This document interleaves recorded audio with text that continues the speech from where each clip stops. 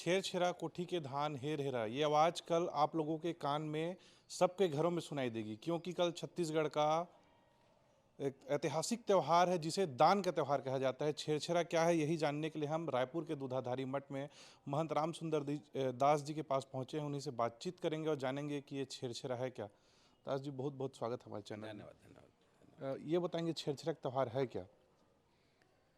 छत्तीसगढ़ में पौष पूर्णिमा को छेरछेरा त्यौहार के रूप में माना जाता है और इसे दान का महापर्व कहा गया है। और छेरछेरा के दिन प्रत्येक लोग अपने पद प्रतिष्ठा मान सम्मान सबको भूल करके, विशेष करके यह समरसता का त्यौहार है कि इसमें गांव का जो गौटिया होते हैं, गांव के जो धनाढ्य होते हैं, वह भी कल के दिन में छेरछेरा मांगने के लिए गांव में निकलते हैं और गांव का प्रत्येक वर्ग कल के दिन दान लेते हैं और दान देते हैं। उसी का यह पर्व है और अन्न का दान करने का महापर्व छेरछेरा को माना जाता है। हमारा यह छत्तीसगढ़ कृषि प्रधान राज्य है और कार्तिक में जैसे धान कटाई प्रारंभ होता है तो प्रारंभ समय प्राचीन काल में कार्तिक और अगहन और पूष 3 माह में धान का कटाई करके उसका मिसाई करके उसको कोठी में रखा जाता था। और आजकल हार्वेस्टर और ट्रैक्टर का ज़माना है, इससे कार्य थोड़ा सा जल्दी हो जाता है और इसीलिए जो भी छेरछेरा मांगने के लिए आते हैं वो सब के सब कहते हैं कि छेरछेरा माई कोठिक धान ल हेरते हेरा, तो कोठिक धान को निकाल करके हमें आप दान दें, ऐसा परिपाटी परंपरा है। और वो जो भी दान में मिलता है उस दान के मिले हुए दान का सदुपयोग सामाजिक उत्थान के लिए और रचनात्मक कार्यों के लिए करने की परिपाटी परंपरा छत्तीसगढ़ में रही है। छत्तीसगढ़ में छेरछेरा त्यौहार के दिन विशेष पकवान भी बनाए जाते हैं। क्या ऐसे पकवान होते हैं जो बनाए जाते हैं इस दिन? छत्तीसगढ़ की परंपरागत जो पकवान हैं उसे ठेठरी, खुरमी, ऐसा ये कहा जाता है। ये विशेष रूप से छत्तीसगढ़ का है और उस पकवान को बना करके अपने इष्ट मित्रों को, लोगों को वितरण करते हैं, उनको खिलाते हैं।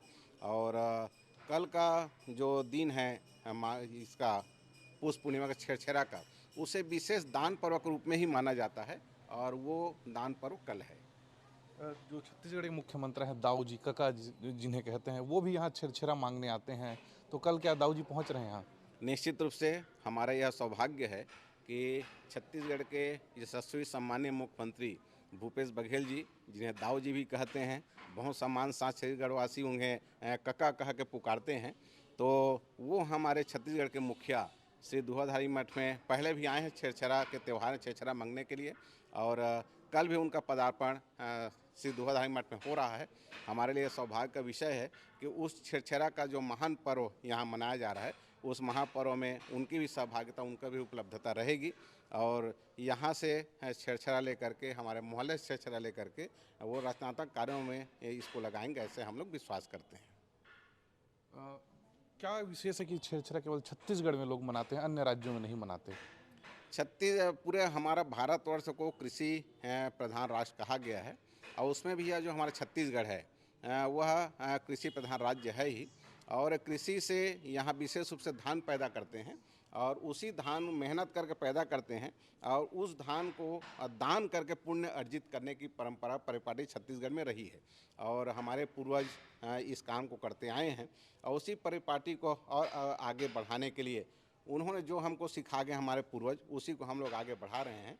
छत्तीसगढ़ में इस परंपरा, इस परिपाटी, इस त्यौहार को बहुत ही उत्साह के साथ और आनंदपूर्वक मनाया जाता है।